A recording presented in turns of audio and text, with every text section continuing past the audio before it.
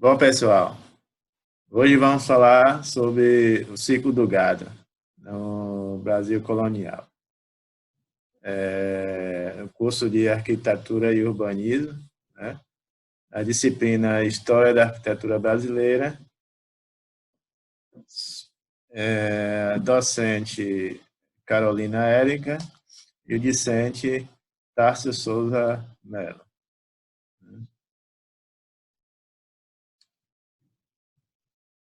Entende-se por ciclo do gado, na história do Brasil, o período situado entre meados do século XVI e o final do século XVIII, durante o qual as instituições sociais, políticas e econômicas foram influenciadas pela expansão da pecuária no país, principalmente no Nordeste.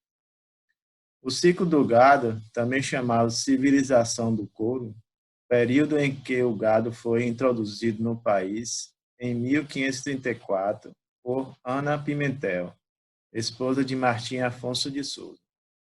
Transforma-se em importante fator da economia colonial, tanto como mão de obra auxiliar dos escravos nos engenhos de açúcar, quanto como produtor de alimentos, carne e leite, principalmente, para as populações das fazendas e povoados. O desenvolvimento da pecuária aconteceu com o próprio processo de colonização. O passar do tempo, o aumento dessa população bovina gerou um problema aos plantadores de cana. Afinal de contas, o gado acabava ocupando um espaço que era originalmente reservado ao desenvolvimento da economia açucareira. A questão chegou a ser tratada pelas autoridades metropolitanas, que estabeleceram um decreto que proibia a realização de qualquer atividade pecuarista nas regiões litorâneas do Brasil. A medida, apesar de seu caráter visivelmente restrito, acabou impulsionando a criação de gado para o interior do território de forma extensiva, com o uso de pastagens naturais. É importante lembrar que, neste período, surge a figura do vaqueiro, que se apresenta como um elemento a mais na pouco complexa sociedade colonial.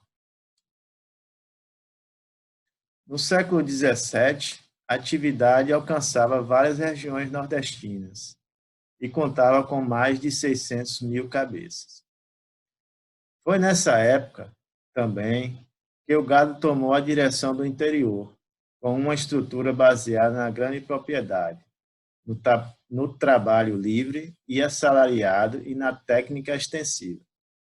Além de se constituir enquanto uma atividade econômica alternativa aos projetos de exploração colonial, a pecuária também instituiu novas relações de trabalho alheias ao uso de mão de obra escrava.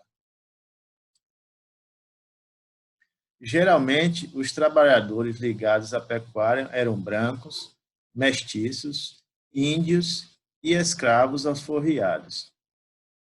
Por meio desse sistema, vemos que a pecuária colonial também era marcada por interesse e mobilidade social, que permitia que os vaqueiros se tornassem donos de seus próprios rebanhos.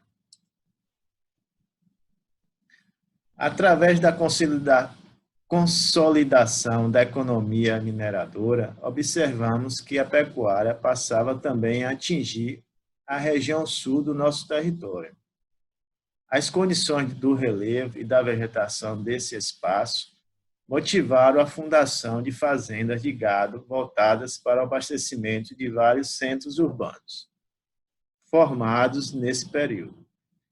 Além do charque, um tipo de carne seca, os pecuaristas dessa região também lucravam com a exportação de couro e animais de transporte.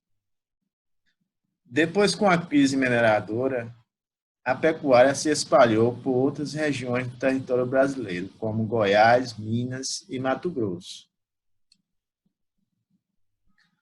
A expansão da pecuária foi de grande importância no processo de ampliação do território, brasileiro. Nesse momento, a pecuária já ocupava uma posição sólida no desenvolvimento da economia.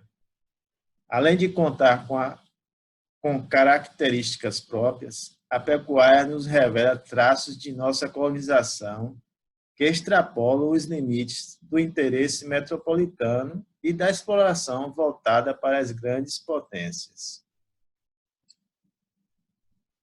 Além da questão econômica e territorial, a pecuária serviu ainda como base de formação de uma cultura sertaneja, que tem suas peculiaridades em cada uma das regiões em que se desenvolveu.